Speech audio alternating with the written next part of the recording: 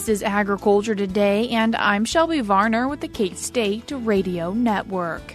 Starting today's show is Kansas Farm Service Agency Chief Program Specialist Todd Barrows, and he mentions that producers should be seeing payments in their accounts from certain FSA programs. K-State Soil Fertility Specialist Dorivar Ruiz Diaz continues the show by discussing why hayfields, pastures, and summer crop fields should have their soil tested. He also reviews a few key factors when it comes to collecting soil samples. The Beef Cattle Institute's Ask the Experts rounds out today's show by talking about if cattle producers should vaccinate for blackleg. Today, Brad White, Bob Larson, and Brian Lubbers answer the question. That and more is coming up ahead on Agriculture Today.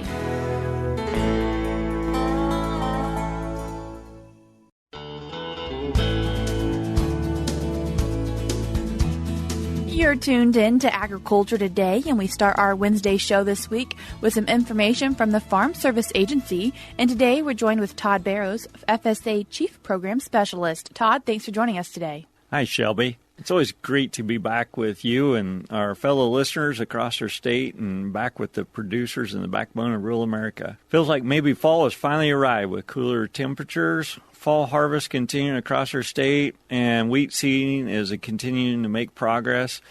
And with that comes the 1st of October, signifies the new fiscal year for FSA. And with that comes processing of annual ARC PLC payments, as well as Conservation Reserve Program annual rental payments.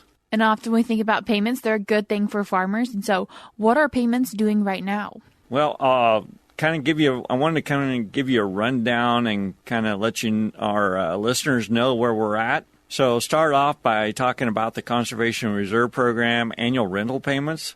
Those were processed last week, October 10th through the 12th. So payments should be showing up in the producer's financial accounts this week, if not already there. On that same line or note, the ARC County payments for the ARC PLC program were processed October the 5th and the 6th, and those payments are also showing up in producers' financial accounts. With that, producers will get a notification of payment receipt. However, that usually is 10 to 14 days for payment after payment processing.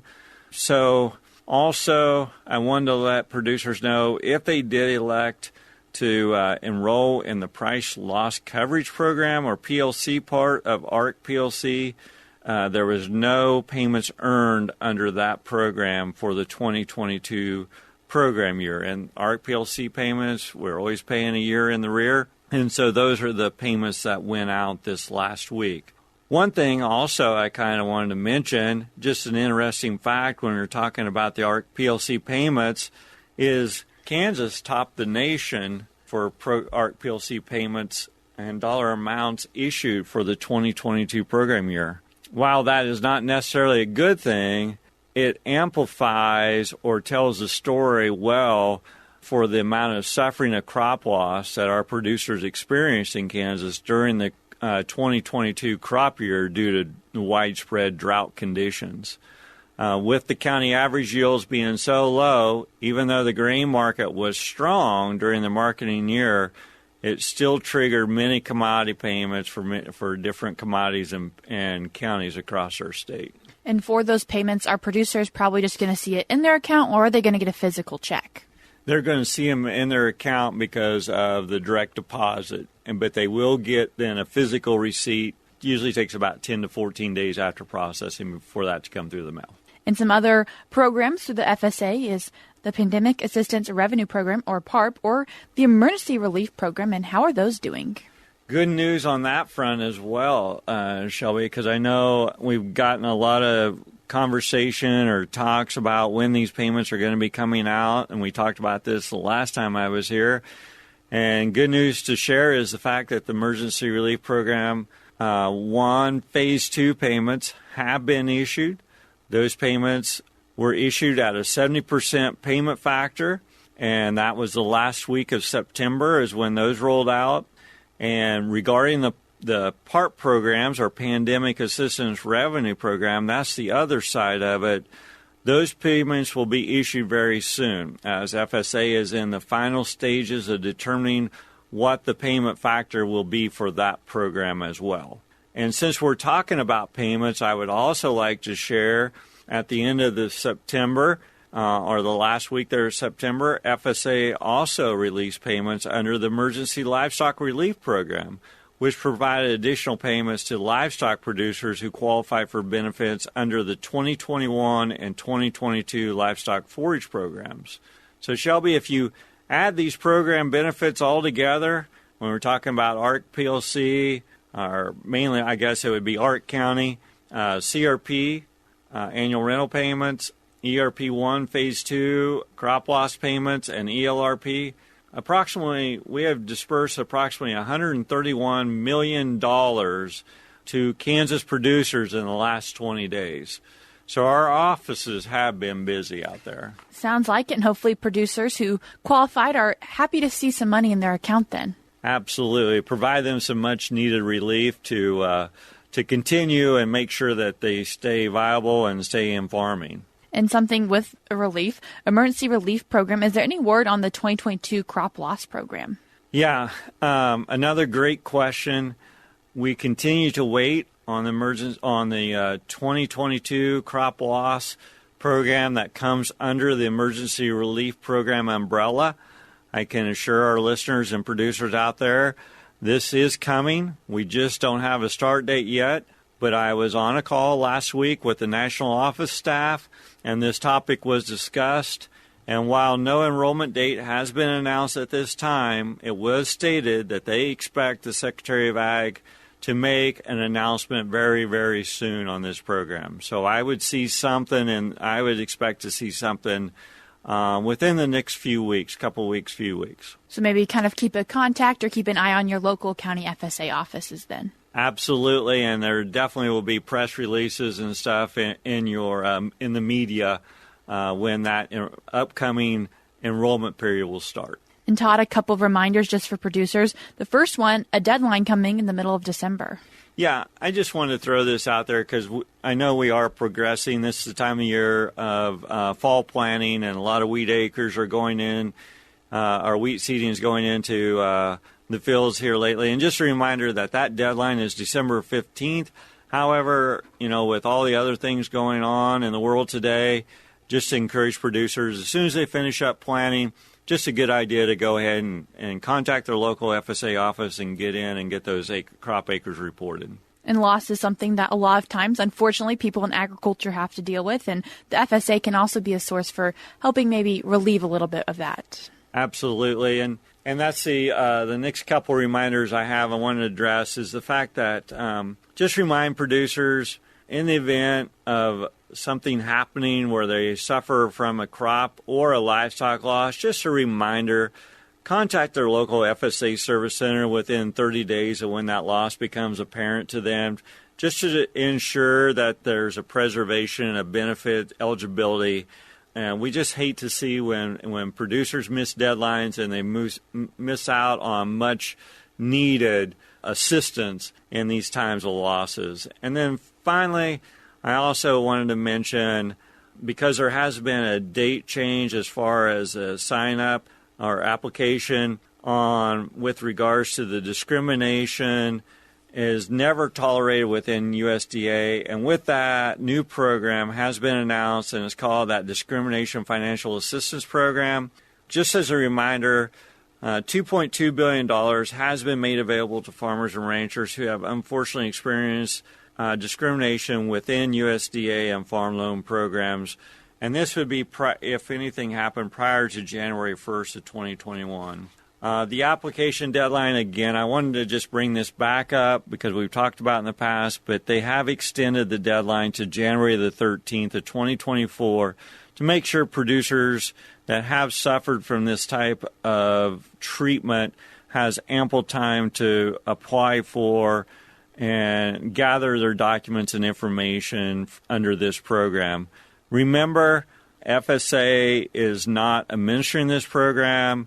Our sister agency, Rural Development, is. However, we are helping with just getting the word out about it. And so for assistance, you can call 1-800 number 721-0970, or you can apply online at www.22007apply.gov. Again, 1-800-721-0970 or at www.22007apply.gov. And Todd, good news that people are getting some payments out. However, FSA is there to help with a lot of things. And so how can people find out more information? Yeah, as always, just a good reminder as we close out our segment, for more detailed information with the programs we talked about today or any other programs, don't hesitate to reach out to your local USDA Service Center, or you can look back at program fact sheets that are online at Farmers.gov for that more detailed information. Todd, I appreciate you taking the time to join us today and share with us some information from the Farm Service Agency. Yeah, happy for you to have us over and be part of your talk show. That was Chief Program Specialist with the Kansas Farm Service Agency, Todd Barrows. Once again, to find more information about the Discrimination Financial Assistance Program or to have your questions answered, you can call 1-800-721-0970. Again, that is 1-800-721-0970, or go to www.22007apply.gov. And as always, if you're looking for more information from the Farm Service Agency, you can go to Farmers.gov or go to your local service center, which you can find by going to the Farmers.gov website and searching for it. As always, I will link these resources in today's show notes, which you can find on agtoday.net. We're cutting to a short break now on Agriculture Today, but we have more for you ahead.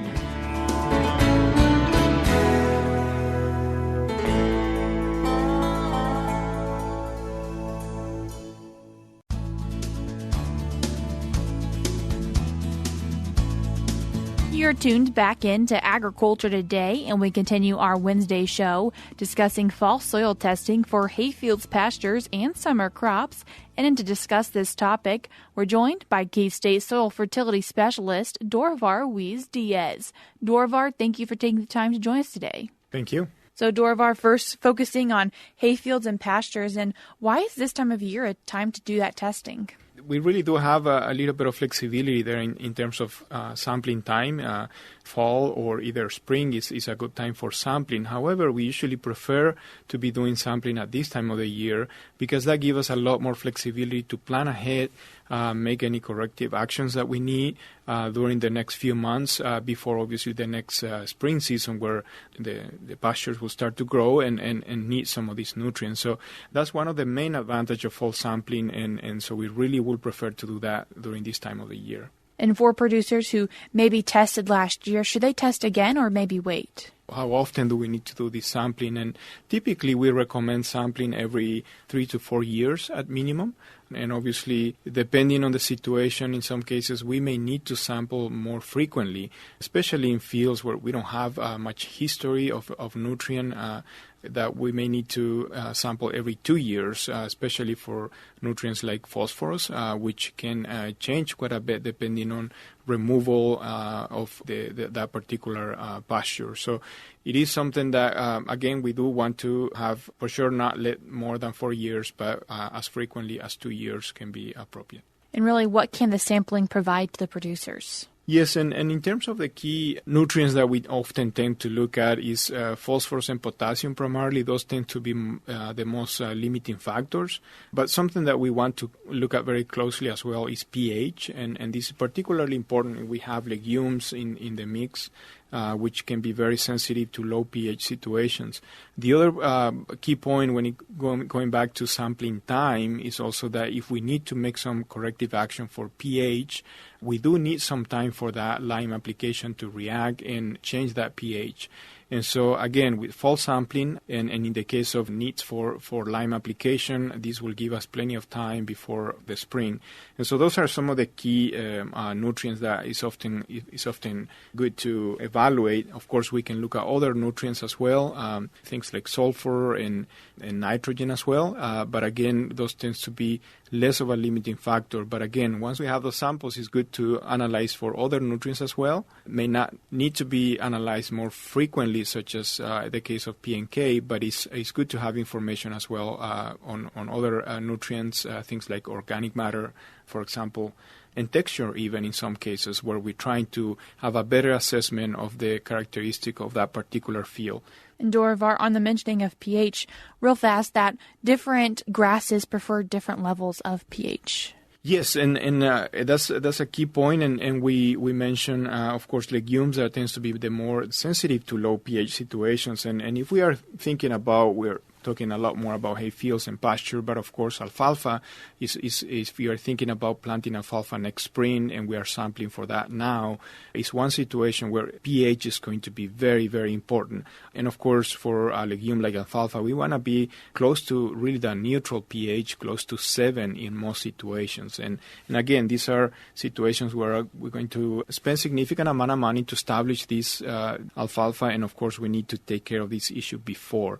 Once we plant it, obviously we don't have the flexibility to do that application of lime and make corrective actions. One thing also related to pH, like you mentioned, in the case of hayfield and pasture, one thing that is very particular, of course, is that if we do lime application, in some cases, it's going to be only on the surface. We're basically not incorporating any of these. And so we really talk about a sampling depth typically of about 3 inches. So if we suspect that we have some pH issues, different sampling depth of 3 inches is recommended.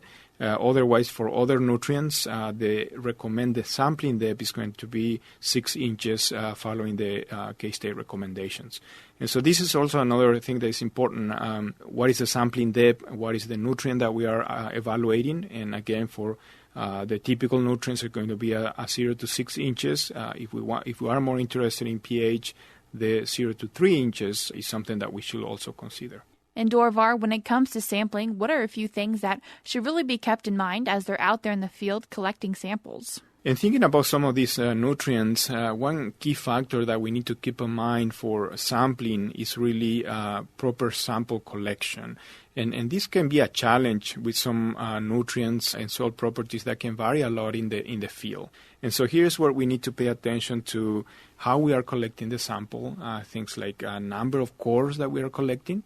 It is important that we collect many subsamples. Typically, we will recommend to use a soil core, which is something that you can get from an extension office or NRCS office if you don't have one. And try to collect at minimum 15 to 20 cores, which those are basically subsamples that are going to go into one sample that you will be submitting to the lab. And so this is very important to basically get a representative sample of that particular field. One challenge that we see very often in the soil testing lab is that we get samples that only come from maybe 3 or 4 or 5 cores. The problem with that is that we have huge variability and may not be representative of that particular field. So this is one key point that we need to keep in mind when we are collecting samples. And Dorivar, something you mentioned that you get questions about pretty often is producers trying to figure out how many samples they need depending on the size of the field they have. And so what are a few recommendations you have with that? Yes, that's a key question. And the size of the field that a single sample is representing can depend primarily on the variability of that particular field. If we are dealing with fields that are fairly uniform, we usually say not to exceed 40 acres, basically for a single sample that we are submitting to the lab. And this is obviously a sample that's composite sample for multiple cores, ideally 15 to 20 or more cores representing that 40-acre field.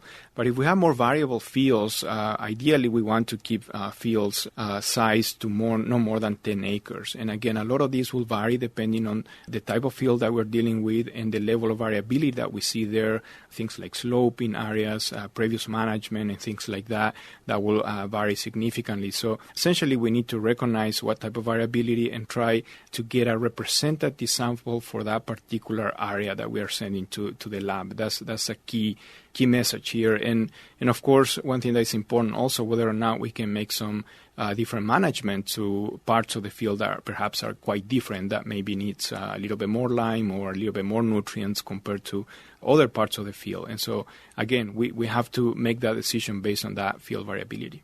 And when thinking about fall soil testing, beyond hayfields and pastures, this is also the time of year where producers could go test their fields for their summer crops.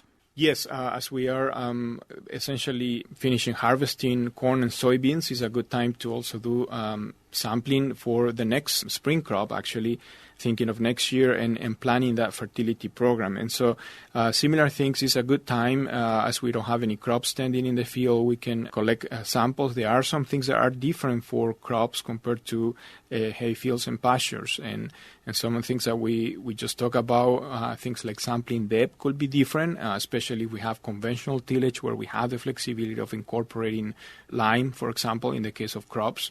That's one situation. Of course, in a no-till system, the same principle basically applies, which means for lime application, we're only testing that upper 3 inches, right? And so these are some key considerations. And so definitely, again, a good time of the year for sampling crops is the fall, because it gives us also the time to make adjustments, get ready for next year.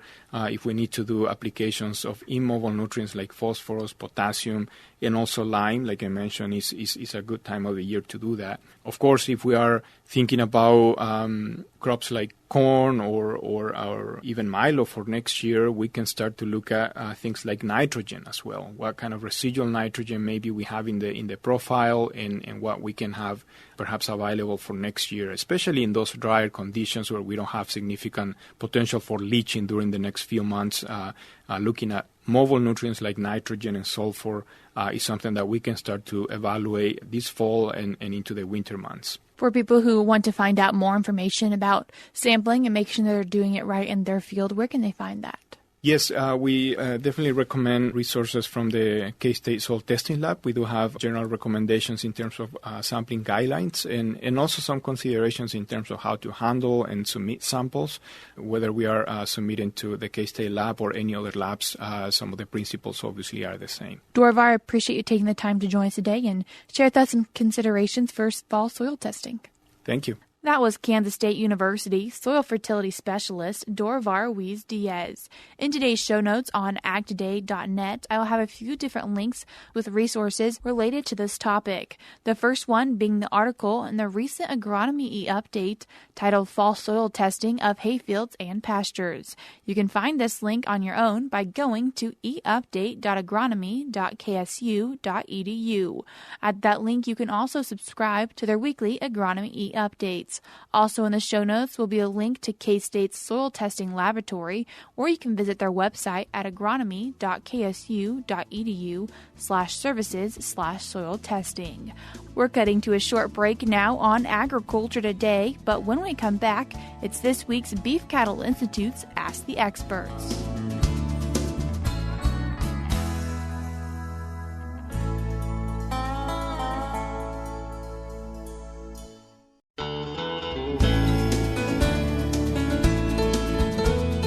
You're tuned in to Agriculture Today, and we continue our show with the Beef Cattle Institute's Ask the Experts. Hi, welcome to Beef Cattle Institute's Ask the Experts. I'm Brad White, joined by two great experts today, Dr. Bob Larson. Hello, guys. And Dr. Brian Lubbers. Good morning, guys. We're happy to have them here to answer your questions. If you have a question, you can send us an email at bci@ksu.edu, or you can reach out to us on Facebook. And as they answer your question, they get up to 10 points for their answers.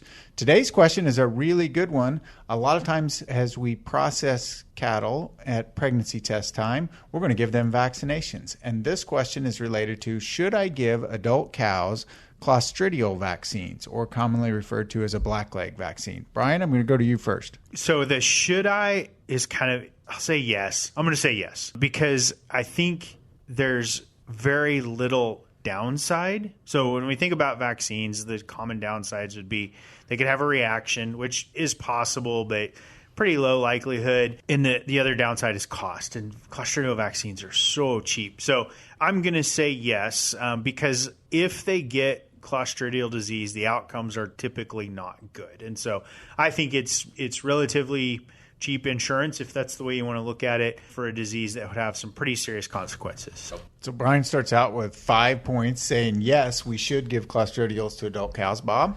Well, just to be a little bit argumentative, I think there's a lot of herds where the benefit is basically non-existent. But there's some geographic components. And because Blackleg Vaccine actually has 7 different of the clostridial organisms in it. So it's not really protecting against one disease. It's protecting against 7 different diseases. And most of those diseases are really not likely in adults. But there's a couple that are, particularly if you go into the southern, southeast part of the United States, in which case I think vaccinating cows annually makes a lot of sense. If you're outside those areas, probably not as much. And, one of the arguments is that, well, you'll pass more protection onto the calf. But these organisms are so common that probably you're getting about all the protection through the colostrum that you're going to get with or without the vaccine. So I'm going to say it's certainly not a priority for me in many parts of the country. That's what I'll leave it as that. But you would agree with Brian that there's not a lot of downside, or is there a downside that would? There's really not a lot of downside. I would agree with that. Okay.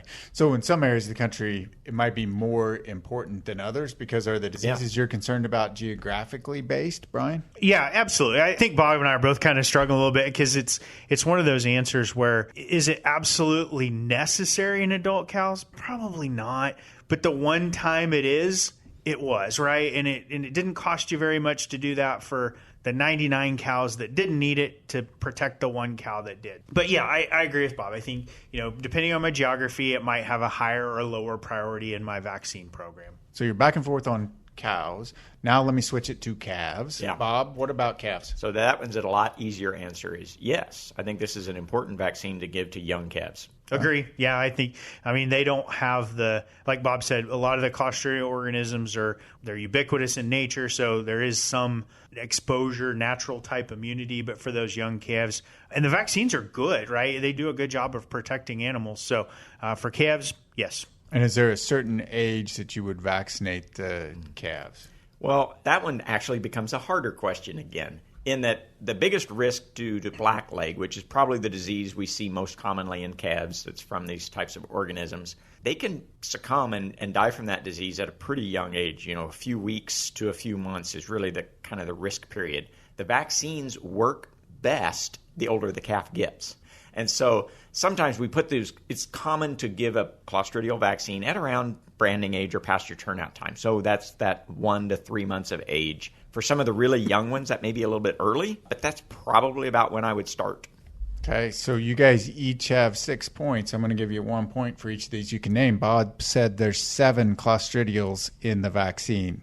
Name one. Do you want the organisms? Yes. Novii. Chovii. Septicum. Sordelli. That's 4. Uh-oh. Can I go tetanus with the 8-way? No. I said 7-way. I'm kind of done. I think I'm not going to name the rest of them. We'll just have to look them up. So there you go. Thanks for joining us. If you have a question for us, you can send us an email at bci@ksu.edu. Once again, that was Brad White, Brian Lubbers, and Bob Larson.